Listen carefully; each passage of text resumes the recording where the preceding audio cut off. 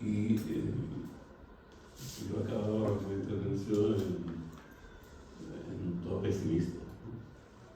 Jo penso que era probable que el que estàvem veient en Ucrània fos el preludi a una tercera guerra mundial. Avui estic més pessimista encara.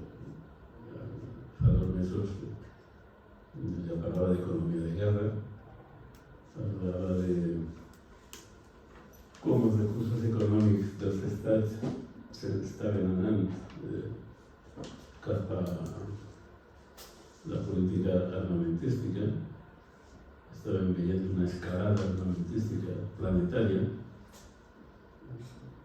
Països menuts, països grans, tots s'estan armant, tots. El més menut, el menys armes, el més gran, el més armes. Però estem en un context de creixement de les capacitats militars. És un terme que s'utilitza habitualment en les escoles militars. No es parla de morts, de ferits i de destrucció, es parla de capacitats militars. Estem en un moment d'increment de les capacitats militars.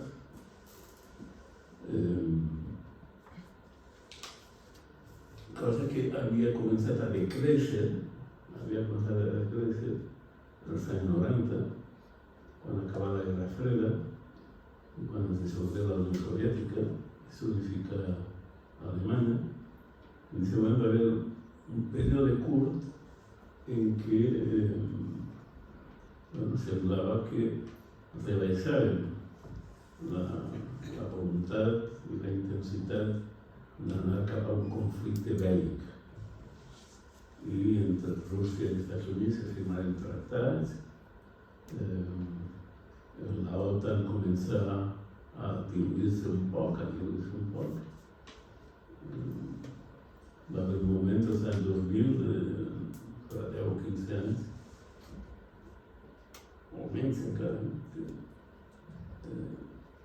Macron, el president de França, va dir que l'OTAN no tenia sentit, que ja no tenia significat, que l'OTAN estava en un període històric en què havien desaparegut l'enemic soviètic, havien desaparegut el comunisme internacional, ja no feia falta mantindre l'OTAN. I que l'OTAN estava en punt d'extinció cerebral. Avui és al revés. L'OTAN és una palanca militar de primera magnitud que s'està enfortint en més països, en més pressupost, en més armes, en més capacitat militar i amb una direcció unívoca que està als Estats Units, al Pentàgon, que ja ha perfilat un horitzó estratègic, el que es diu l'horitzó 360, on defineixen, l'OTAN ja ha definit qui és el seu enemic estratègic i s'està preparant ja per a una confrontació amb aquest enemic estratègic. L'enemic estratègic és Xina. I l'OTAN és als Estats Units. Tot el que estan fent en política interna i política internacional és preparar-se per a aquesta gran confrontació quan tinga que vindre, que vindrà, segons els militars dels Estats Units.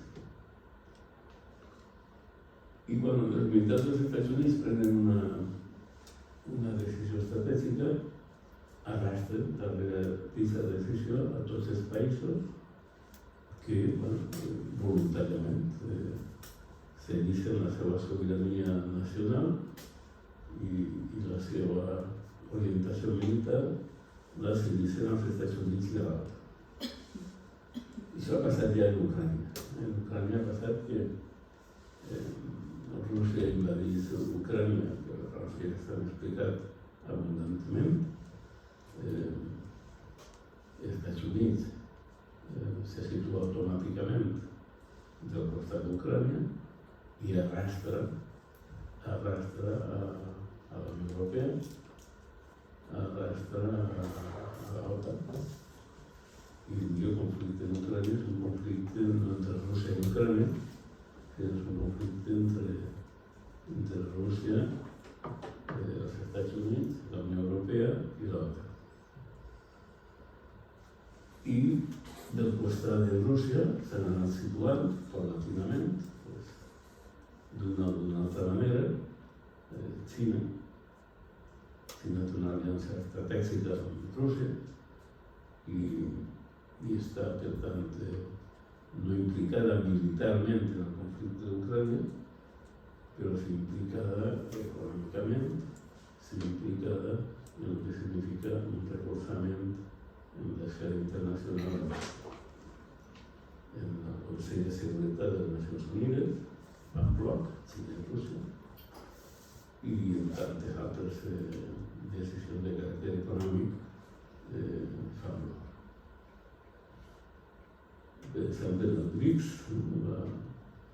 aquesta aliança de forces estatals emergents, Brasil, Xina, Índia, Rússia i Sud-àfrica, que aquest bloc s'acaba d'ampliar amb 5 o 6 països més, entre els quals està Argentina i està Aràbia Saudita. Per tant, s'ha ampliat els BRICS, s'ha ampliat cap a Amèrica Llatina i cap al Golf, bàsicament. Bueno, és un agent internacional que està operatiu i actuant i que, naturalment, no s'ha situat al costat obertament dels Estats Units i no s'implica en la guerra d'Ucrània. Al contrari, Brasil encapçala un moviment internacional que intenta configurar un bloc de forces estatals que demana l'alto el foc en Ucrània i demana una solució diplomàtica del conflicte i que pare la guerra. Això no ho està aconseguint, Brasil. S'ha sumat des de la seva òptica el papa de Roma, que està en la mateixa dinàmica, en aquest cas concret, i no aconseguís encara. No van aconseguir, perquè estem ja en una altra esfera de decisions. Estem en l'esfera de decisions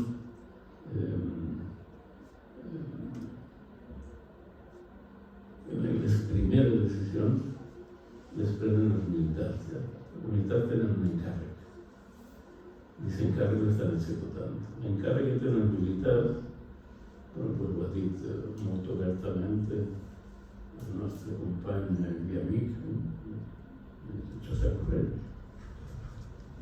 Josep Borrell, que dirigint la política exterior de la Unió Europea, ha dit obertament que la guerra d'Ucrània hi ha que guanyar-la en el camp de batalla. Ho ha repetit, això ho ha repetit públicament. I aquest és el missatge que tenen els militars en Espanya, els militars en França, els militars en el Pentàgon, ja que guanya la Rússia en el camp de batalla. Això és una guerra i aquesta guerra tenen que guanyar-la el bloc occidental que encapçala els Estats Units, destruint militarment a Rússia. Ha passat a mi mitja des que començava la guerra i no pareix que la Rússia estigui debilitada, no pareix que estigui destruïda ni en el camp de batalla ni dins de Rússia. No sembla. Els militars tenen la mateixa línia. Ja que derrotar en el camp de batalla, i això el que lliga en tot el que és la carrera armamentística, el que lliga en les posicions que està prenent les últimes que ha anunciat Biden estos días que que no és més que el desenvolupament d'un fil conductor que comença ja fa un any i mig, que s'havia preparat molts mesos abans, en totes les converses que tingué Rússia abans d'invadir Ucrània. Això va molts mesos de converses, i totes les converses eren, en el cas de Rússia, per a tractar de convèncer de que Ucrània no entrarà en l'OTAN, i en el cas dels Estats Units eren per a preparar-se per a la resposta militar si Rússia invadia. I és el que ha passat. Bueno, tot Biden estos dies ha dit que estem en un punt d'inflexió històric. I ja no se refereix només a la guerra d'Ucrània, se refereix sobretot al conflicte entre Palestina i Israel. I per a Biden és el punt d'inflexió. El punt d'inflexió que hem parlat d'ell, l'explicació de Biden, aquesta xuleta que porta així, diu: les decisions que avui es prenguen marcaran dècades. Pròximes dècades van estar decidides, van estar vinculades a les decisions que s'estan prenent ara. I això és la visió de Xina també. La visió de Xina és les decisions que està prenent ara són cada 50 anys, cada 100 anys, cada Xina és un segle. En el cas nostre, occidental, menos temps, però són dècades. El conflicte que acaba d'esclatar entre Israel i Palestina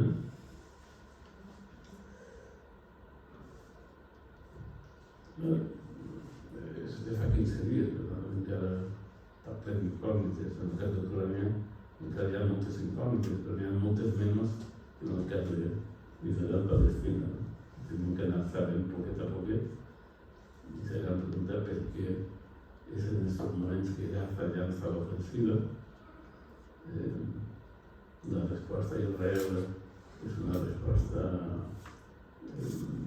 immediata, autònoma, o és una resposta que ja tenia planificada en el cas de que això passara, o inclús de que no passara? Són dues preguntes que també han contestat poquet a poquet. El que estem veient és que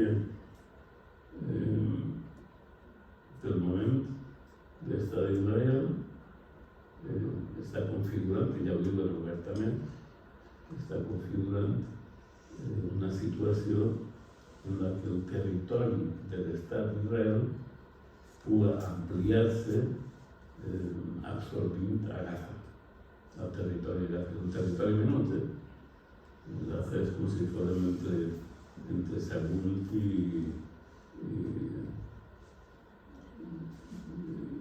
Alcira, esa distància perquè és Gaza. Que podrien desplaçar 1 milió o 2 milions de persones cap al sud de Gaza, vol dir desplaçar-les de Sagunt a València. I aquest és el moviment. Però quan està fent això, està ja desaloixant tot el nord de Gaza, i si entren militarment els d'Israel, entraran en la voluntat d'ocupar militarment tot aquest territori. I si l'ocupen militarment, ja no és per tornar-lo, és per quedar-se. I alguns militars israelites estan dient obertament des d'Israel que l'objectiu final és que tots els palestins de Gaza, tots, es desplacen al Sinaí i que abandonen el territori de Gaza, que és un desert, el que es desplacen al Sinaí és un desert, una cosa similar al que el Saharaui, és un desert d'Argèlia, pues seria algo paregut, però que no serien 200 o 300.000 persones, serien 2 o 3 milions de palestins que estarien com refugiats en el desert del Sinaí. I tota Gaza s'incorporaria a Israel. Inclús alguns militars més d'Israel, i segurament el president d'Israel no està molt lluny d'aquest pensament, parlen inclús de fer el mateix en Cisjordània. És a dir, que finalment aconseguissin que Gaza desaparegués com a territori palestí, però el següent pas ja seria que Cisjordània fes el mateix. Tingueren que anar a Jordània, o tingueren que anar a Egipte, o tingueren que anar a Líban, o fora, però aquest territori, que avui és un territori ocupat d'Israel, però encara hi ha molts palestins, incorporar-ho també. I aquest seria l'objectiu final del disseny que tenen alguns polítics i militars israelites en el món. Construir definitivament l'estat d'Israel en base a que els palestins no la solució dels dos estats, sinó un sol estat, un estat israelita, on dins els musulmans que vulguin viure, que puguen viure tranquil·lament, però no com estat, sinó com ciutadans d'Israel. Bueno, i tot això passa per les armes. I quan Biden diu que estem en un punt d'inflexió, és perquè tant el disseny del futur d'Israel com el disseny estratègic dels Estats Units, amb aquesta definició de Xina com a enemic estratègic, tot això ja passa per les armes. Per això que estem en un moment ja de, no en la Tercera Guerra Mundial, però sí en els prolegòmens de que pugui arribar a la Tercera Guerra Mundial.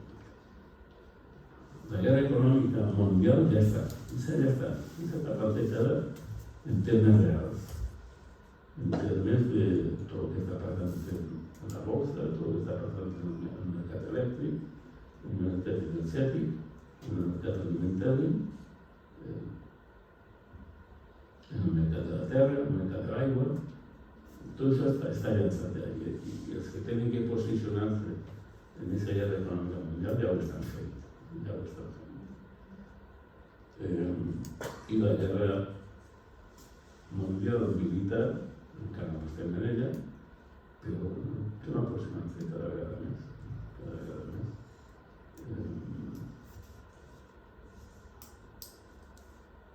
Al voltant de la guerra ucrània ja s'ha produït una polarització forçada en què molts països se veuen forçats a dir o per Rússia o per els Estats Units. Una posició neutral de no alineació estan tenint dificultats, però no està passant el que està passant a l'URA, per exemple, no aconseguís conformar un bloc que les Nacions Unides puguen pressionar als Estats Units i a Rússia per a que acabi la guerra. La línia està bloquejada i el conflicte israelo-palestí el que fa és añadir més foc, més llenya al foc. I a més en una zona on està Aràbia Saudita i està Iran, que fins fa 2 dies eren enemics, i estaven en guerra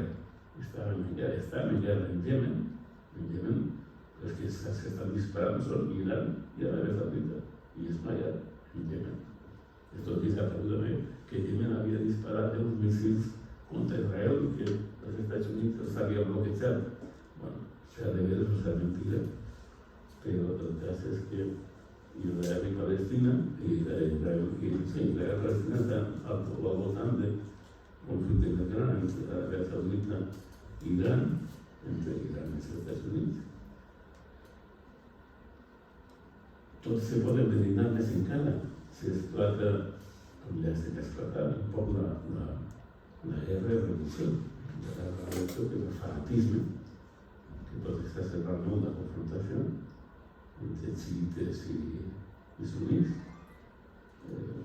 Tot això està allò polvorista i a més el poder energètic que té tota la península aràbiga, Qatar, els Emirats, no tenim un rei nostre avui. I el rei nostre avui està en una zona de guerra, molt valent, l'home. Pots també enviar esto, creo que está bien más cómodo así. Pero no antes de allí. Bueno, lo que voy a decir es que el conflicto israelí-palestí agudiza, acelera el procés de militarització en què estàvem, i ja per acabar, la qüestió de la Unió Europea i Espanya, que no és una idea nostra. Bueno, la Unió Europea està en un moment molt delicat de la pròpia construcció. Estan fent reunions a veure si s'amplia la Unió Europea amb els països dels Balcans i amb Ucrània. I la decisió encara no està presa. Hi ha forces internes de la Unió Europea que no volen, com per exemple Hongria i Polònia no estan d'acord, i els països són la influència de la Unió Soviètica. Avui estan en una posició de dreta extrema. Polònia ha fet eleccions ara, no han fet govern encara, veurem quin govern formen. Brussel·les està molt contents perquè diuen que se va formar un govern pro-europeu. Un govern pro-europeu vol dir són tres partits. Un partit de dreta extrema, un partit de centre i un partit d'esquerra. Tenen que formar un govern en Polònia avui per a governar un partit d'extrema dreta, un partit de dreta i un partit d'esquerra. És una coalició coherent perquè és pro-europea. Això és un govern absolutament inestable. Però és pitjor la solució de que formi govern l'actual president de Polònia, que ja s'ha declarat clarament que no vol ni l'ampliació europea ni vol que Europa tingui més marge d'autonomia en relació als Estats Units. I el govern d'Espanya, l'estat espanyol en el seu conjunt, és un cert a l'esquerra tot això. El president actual de funció de la Unió Europea és el president d'Espanya. Avui està en el Cairo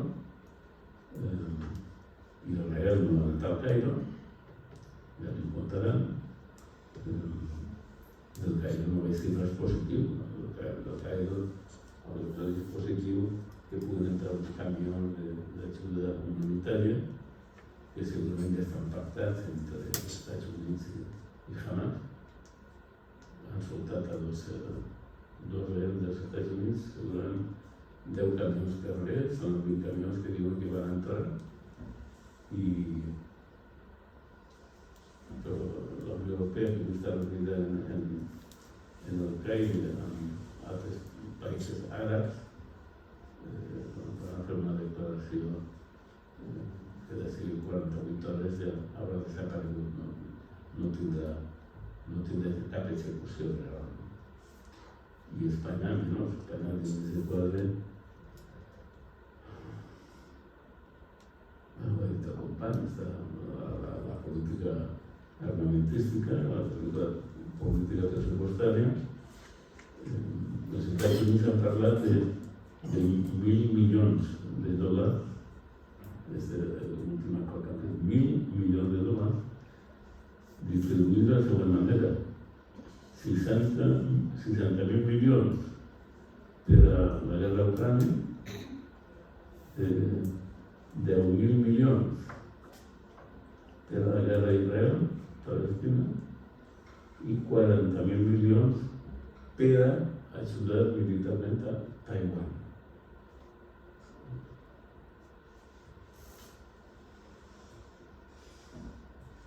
Taiwan és la peça forta dels Estats Units front a Xina, que està molt proper. I en cas de confrontació militar és fonamental que Taiwan estigui de tot costat dels Estats Units. Per tant, els Estats Units estan protegint militarment a Taiwan. Xina ho sap, i Xina està fent el contrari. Xina està reforçant-se militarment cada vegada més, amenaçant a Taiwan. 5 dies Xina si no pogués invadir a Taiwan i fer torcer el punt de la Tercera Guerra Mundial. I se podia fer. Bueno, alegria, felicitat. Estem celebrant que podem celebrar que fins tant el dia. No sé què podem celebrar, però podem celebrar que estem vius, segurament. Bueno, encara així ja diré les parles comptades, però